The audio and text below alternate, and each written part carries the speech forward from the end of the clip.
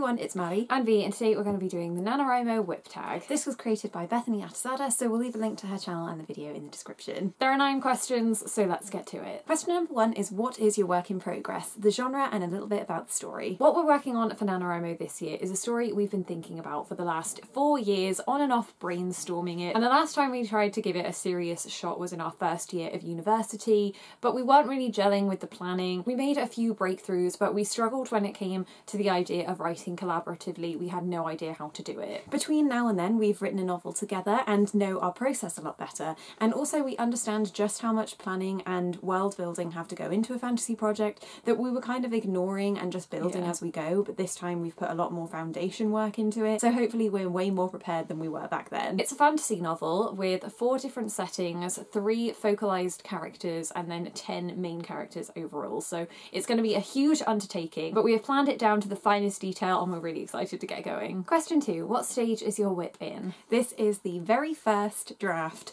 We have done quite a bit of planning, but there's still loads to go because obviously trying to cram it all into a month while we have a job in Preptober was a little bit stressful. So we're going to be adding to it as the month goes on, but this is definitely a first draft, even though technically the first 10,000 words or so have been written many times before. Question number 3 are, what are your NaNoWriMo goals? We know that with a job we probably won't be able to hit the 1.6 every day, but obviously because there's 2 of us and we're dividing the word count, obviously that's only 800 words to shoot for, but on some days Maddie is working and I'm not, so we've made a very detailed spreadsheet of our estimated targets, with the smallest amount of words we need to write at any given session being 300. Being able to split the goal was really helpful for us last year and kind of took the pressure off, but we've also done a lot of tracking our progress from last year so that we have something to compare this year to, and just realising that we had so many days off or so many days that we were behind has really encouraged us to think that even though we've got a lot more on our plate this year, that we can still hit the 50,000. Luckily we both have the 1st of November off from work, so we're really excited and hope that can set us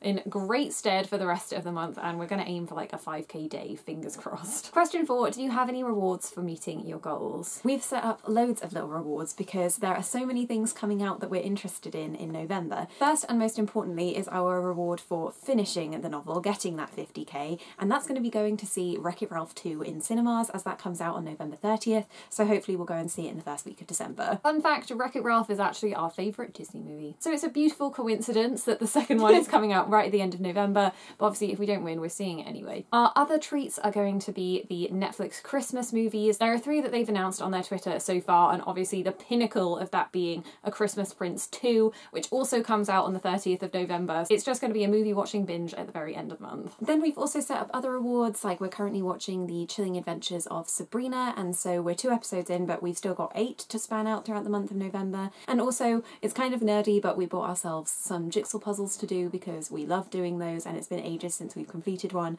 so once we get a word count we're just going to crack open a 500 piecer. Question number 5, are you in a nano cabin or do you have any NaNoWriMo buddies? This year, now that we're not at university, we don't have any friends around us that are going to be writing, so we're going to be using the AuthorTube community to gain inspiration as the month goes on. Question 6, have you done NaNoWriMo in the past? As we've said before, last year was our first successful year as a collaboration doing NaNoWriMo. We got 50,200 words, so that is what we have to beat. Question number 7 is, what are you most excited about this NaNoWriMo? I think it's just getting that second win under our belt. It being a completely different genre and us having different work pressures and having to juggle our time a lot more this November, it's just going to be really rewarding, I think, to say that we've done it 2 years in a row and hopefully start a streak for many years to come. I think it's also exciting because it has been ages since we started a new project. We've only got into the planning stages with other things, and there's nothing quite like just opening a new document and just diving into those first 10,000 words, so I'm really excited to have that feeling back again. And the best thing about NaNoWriMo is it just makes you feel even more excited about writing, and that carries on into December